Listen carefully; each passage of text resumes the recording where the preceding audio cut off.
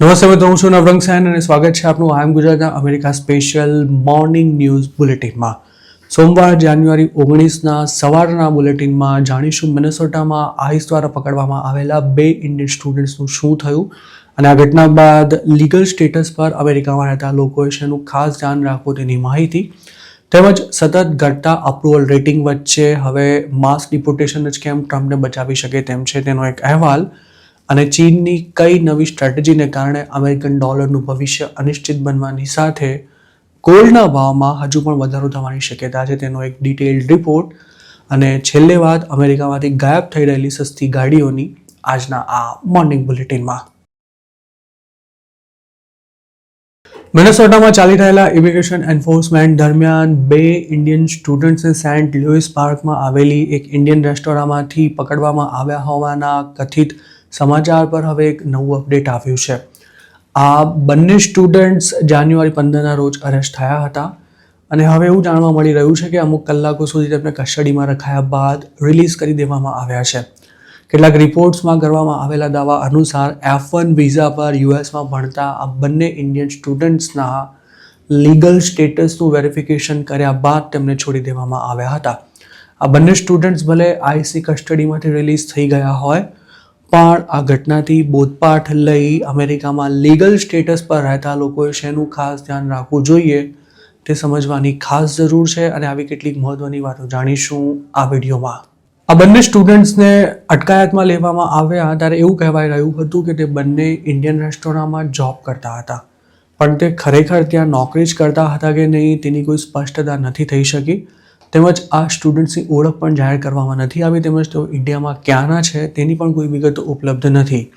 અમેરિકાના કાયદા અનુસાર સ્ટુડન્ટ વિઝા પર રહેતા ઇમિગ્રન્ટ્સ વીકમાં 20 કલાકથી વધારે જોબ નથી કરી શકતા અને તેમને પોતાની કમાણી પર ટેક્સ પણ પે કરવાનો હોય છે. અમેરિકામાં ભણતા ઇન્ટરનેશનલ સ્ટુડન્ટ્સ કેટલા કલાક જોબ કરી શકે છે તે તેમના સ્ટેટસ પર પણ નિર્ભર કરતું હોય છે. અમુક કેસમાં ઓફ કેમ્પસ જોબ કરવાની પણ પરવાનગી નથી હોતી. આ ઉપરાંત ફૂલ ટાઈમ જોબ કરવા માટે બીજા કોઈના સોશિયલ સિક્યોરિટી નંબરનો ઉપયોગ કરવો તે હવે સામે ચાલીને ડિપોર્ટેશનને નોતરું આપવા બરાબર છે, કારણ કે ઘણા ઇન્ડિયન્સ આમ કરવા જતાં ફસાયા છે. અમેરિકાની સરકાર હાલ સામાન્ય ક્રાઇમ કરનારા લોકોને પણ ખાસ ટાર્ગેટ કરી રહી છે. તેવામાં આઈસના હાથમાં આવી ગયેલા કોઈ સ્ટુડન્ટ કે પછી બીજા કોઈ લીગલ ઇમિગ્રન્ટની ટ્રાફિક વાયોલેશનની ટિકિટ પેન્ડિંગ ન હોય અને આવા કેસમાં તેનું ડ્રાઇવર્સ લાયસન્સ સસ્પેન્ડ ન થઈ ગયું હોય તે પણ સુનિશ્ચિત કરવું ખૂબ જ જરૂરી છે. જો આવો કોઈ લીગલ ઇમિગ્રન્ટ આઈસના હાથમાં આવશે તો તેની સામે ડિપોર્ટેશન સુધીના પગલાં લઈ શકાય છે. મિનેસોટાની જેમ બીજા રાજ્યોમાં પણ હાલ સખ્ત ઇમિગ્રેશન એન્ફોર્સમેન્ટ ચાલી રહ્યું છે. તેવામાં ટ્રાફિક સ્ટોપ દરમિયાન અટકાવાયેલા કે પછી પબ્લિક પ્લેસ પરથી આઈસના એજન્ટના હાથમાં આવી ગયેલા સ્ટુડન્ટે અમેરિકા આવીને ભણવાનું છોડી દીધું છે કે કેમ, કે પછી તે રેગ્યુલરલી કોલેજ નથી જતો તેવું પણ જો જાણવા મળે તો પણ હવે તેને ડિપોર્ટ કરવામાં આવી શકે છે. અમેરિકા પહોંચ્યા બાદ ભણીને નોકરી નથી જ મળવાની તેવું માનીને ઘણા ઇન્ડિયન સ્ટુડન્ટ્સ કોલેજ જવાનું બંધ કરી દેતા હોય છે, અથવા પોતાનું લીગલ સ્ટેટસ ટકાવી રાખવા માટે આલતુ ફાલતુ કોર્સિસમાં એડમિશન લઈ લેતા હોય છે. પણ હવે આવા લોકોએ ટ્રમ્પ એડમિનિસ્ટ્રેશનના ટાર્ગેટ પર આવી ગયા છે. ઇલીગલ જોબ કરતા સ્ટુડન્ટ્સને તેમના ઓનર્સ એવું સમજાવી રાખતા હોય છે કે જો કોઈ પોલીસવાળો કે પછી ફેડરલ એજન્ટ સવાલ જવાબ કરે તો તેને એવું કહી દેવાનું કે પોતે કામ શીખવા માટે આવી રહ્યો છે અને તેના બદલામાં કોઈ પગાર નથી મળતો. જોકે આ દાવો પણ હવે ઘણો જ રિસ્કી બની ગયો છે. તમે તો આ બાબતોને ધ્યાનમાં રાખી આપ કોઈ મુસીબતમાં મુકાતા બચી શકો છો. અને અમેરિકામાં રહેતા લીગલ ઇમિગ્રન્ટ્સે આ સિવાય બીજી કઈ વાતોની ખાસ તકેદારી રાખવી જોઈએ તેને લગતી આપની પાસે જો કોઈ વધારાની માહિતી હોય તો આપ કમેન્ટમાં પણ તેને શેર કરી શકો છો, જેનાથી લોકોને ચોક્કસ હેલ્પ મળશે. ટ્રમ્પની સેકન્ડ ટર્મને 1 વર્ષ પૂર્ણ થવાની તૈયારીમાં છે, પણ આ 365 દિવસમાં તેમનું અપ્રુવલ રેટિંગ ખૂબ જ ઝડપથી નીચે આવી રહ્યું છે, જેનું મુખ્ય કારણ છે ઇકોનોમીની હાલત અને તેના કારણે ઘેરી બની રહેલી અફોર્ડેબિલિટી ક્રાઇસિસ.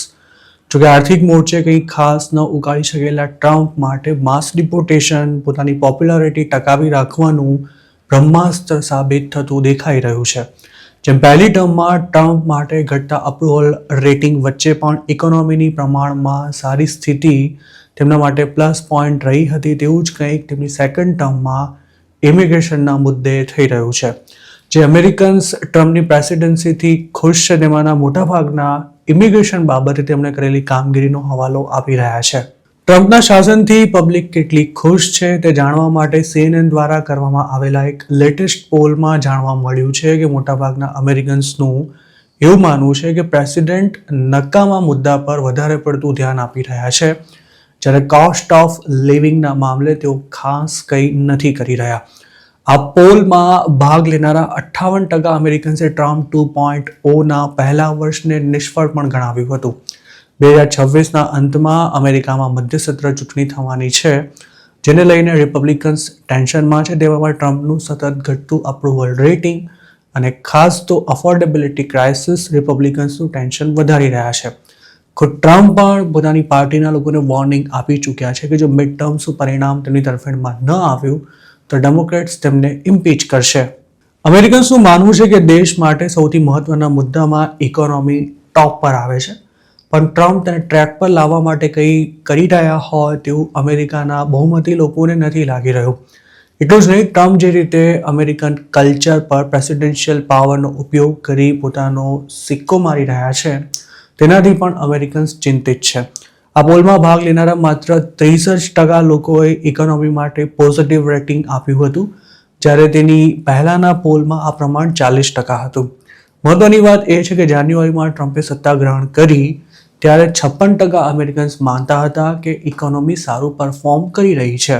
આ પોલમાં સામેલ થયેલા 55% લોકોએ એવું જણાવ્યું હતું કે ટ્રમ્પની પોલિસીને કારણે ઇકોનોમીની હાલત ખરાબ થઈ રહી છે, જ્યારે 32% લોકોએ પોતાની આર્થિક સ્થિતિ સુધરી હોવાનું સ્વીકાર્યું હતું. તો બીજી તરફ 42% રિપબ્લિકન પાર્ટીના વોટર્સે પણ એવો મત વ્યક્ત કર્યો હતો કે ટ્રમ્પે ઇકોનોમીને સુધારવા માટે હજુ પણ ઘણા પ્રયાસ કરવા પડે તેમ છે.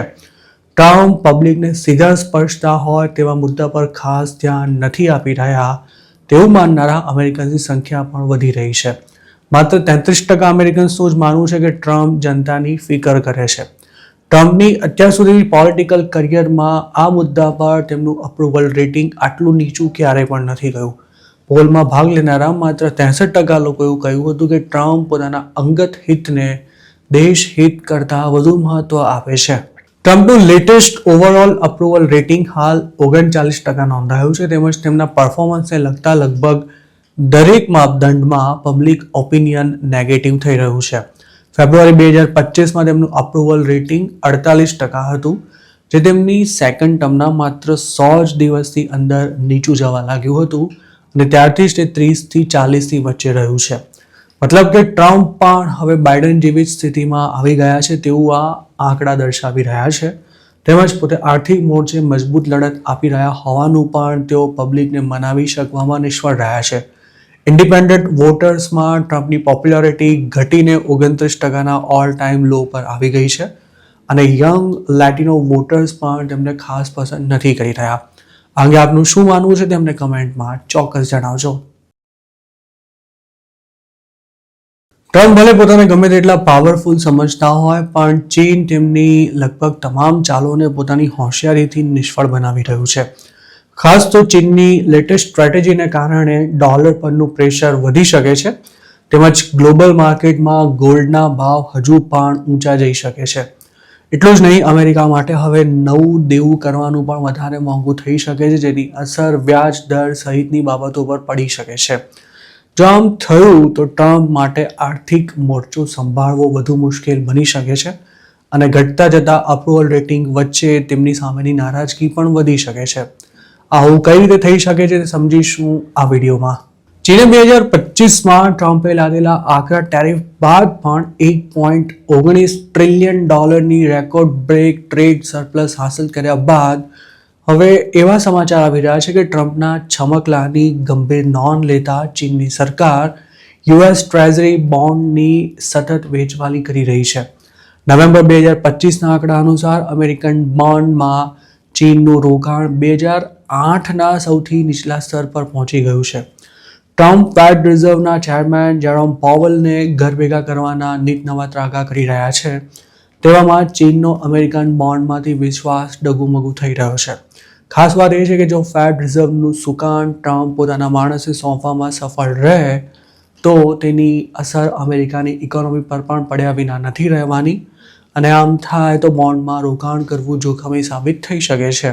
યુએસ ટ્રેઝરી ડિપાર્ટમેન્ટના ડેટા અનુસાર નવેમ્બર 2025માં અમેરિકન બોન્ડમાં ચીનનું રોકાણ $682.6 બિલિયન રહ્યું હતું, પરંતુ ઓક્ટોબરમાં આ જ આંકડો $688.7 બિલિયન હતો. મતલબ કે ચીને માત્ર એક જ મહિનામાં $6.1 બિલિયન બોન્ડ વેચી નાખ્યા છે, જ્યારે જાન્યુઆરી 2025ની સરખામણીએ ચીનના યુએસ બોન્ડમાં કુલ રોકાણમાં 10%નો મસમોટો ઘટાડો નોંધાયો છે. એક્સપર્ટ્સ એવું પણ માની રહ્યા છે કે યુએસ ડેટ ફંડમાં વધી રહેલી અસ્થિરતાને કારણે બેઇજિંગ તેમાં પોતાનું રોકાણ ઘટાડી રહ્યું છે. અમેરિકા પોતાનું જૂનું દેવું ચૂકતે કરવાને બદલે તેના પર વ્યાજ ચૂકવવા માટે બોન્ડ ઇસ્યુ કરીને નવું દેવું કરી રહ્યું છે.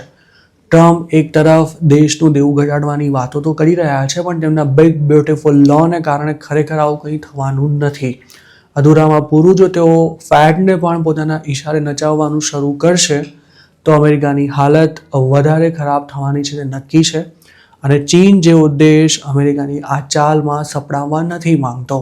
અમેરિકન બોન્ડમાં પોતાનું રોકાણ ઘટાડી રહેલું ચીન તેના ઇન્વેસ્ટમેન્ટને ગોલ્ડ, નોન યુએસ કરન્સી અને ઓવરસીઝ ઇક્વિટી ઇન્વેસ્ટમેન્ટ્સમાં લગાવી રહ્યું છે. ચીનની આ સ્ટ્રેટેજીની ગોલ્ડના ભાવ પર શું અસર થઈ શકે છે તે પણ સમજવા જેવું છે.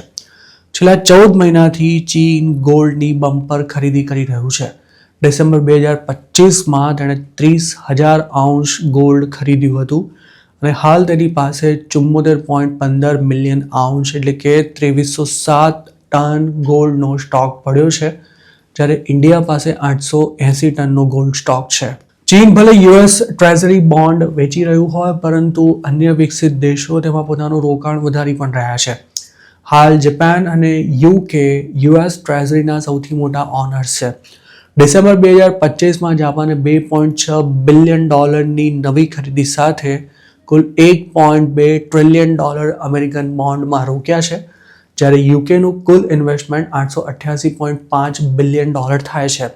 આ સિવાય બેલ્જિયમ તેમાં કુલ $481 બિલિયન અને કેનેડા $472.2 બિલિયન રોકાણ ધરાવે છે. જોકે અમેરિકા અને ચીન વચ્ચે આર્થિક મોરચે જે યુદ્ધ શરૂ થયું છે તેની સમગ્ર દુનિયા પર અસર થયા વિના નથી રહેવાની. અમેરિકામાં વર્ષોથી કારને લક્ઝરી નહીં પણ જરૂરિયાત માનવામાં આવી રહી છે, પણ હવે કદાચ એવા દિવસો દૂર નથી કે આ દેશમાં ઓછી આવક ધરાવતા લોકો માટે કાર ખરીદવી જ અશક્ય બની જશે. 2024માં અમેરિકાના માર્કેટમાં $20,000થી ઓછી કિંમત હોય તેવા 3 મોડેલ્સ ઉપલબ્ધ હતા, પણ હવે તેમની સંખ્યા 0 થઈ ગઈ છે.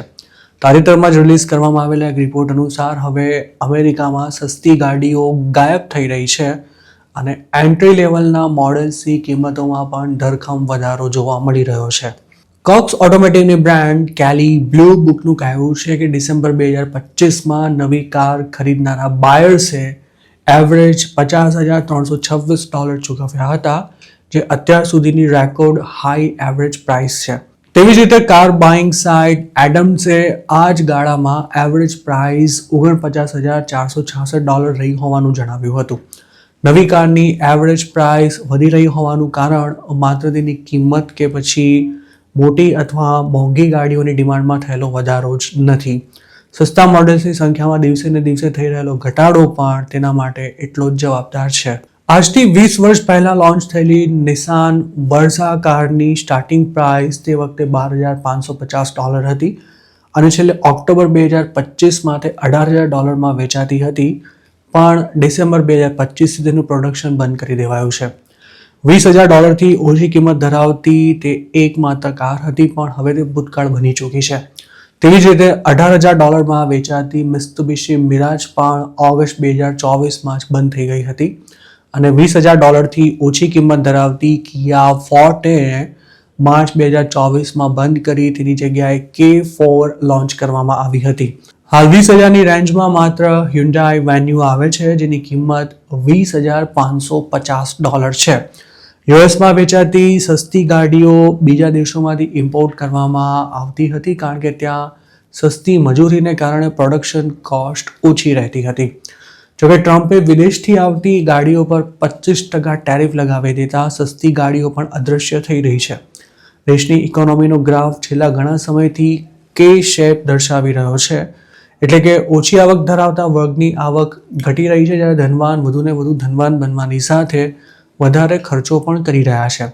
તેના કારણે સસ્તી ગાડીઓની ડિમાન્ડમાં ઘટાડો અને મોંઘી ગાડીઓની ડિમાન્ડમાં વધારો જોવા મળી રહ્યો છે. સસ્તી ગાડીઓના ઘટતા ઓપ્શન્સ અને વધતી એવરેજ પ્રાઇસ દેશમાં જોવા મળી રહેલી અફોર્ડેબિલિટી ક્રાઇસિસનું વધુ એક ઉદાહરણ પણ આપી રહી છે. તો મિત્રો, આ હતા અમેરિકાના જાન્યુઆરી 19ના સવારના મુખ્ય સમાચાર. આપને જો મારી રજૂઆત પસંદ આવી હોય તો આ વિડીયોને લાઇક અને શેર કરવાનું તેમજ આઈ એમ ગુજરાતની યુટ્યુબ ચેનલને સબસ્ક્રાઇબ કરવાનું ભૂલશો નહીં, કારણ કે આ ચેનલ પર આપને મળશે યુએસમાં રહેતા ગુજરાતીઓ માટેના તમામ મહત્વના સમાચાર, અને તે પણ આપની પોતાની ભાષામાં. આપ જો મારી સાથે કોઈ માહિતી શેર કરવા માંગતા હો તો હાલ સ્ક્રીન પર દેખાડેલા વોટ્સએપ નંબર પર પણ અમારો સંપર્ક કરી શકો છો. આપની ઓળખ ગુપ્ત રાખવામાં આવશે.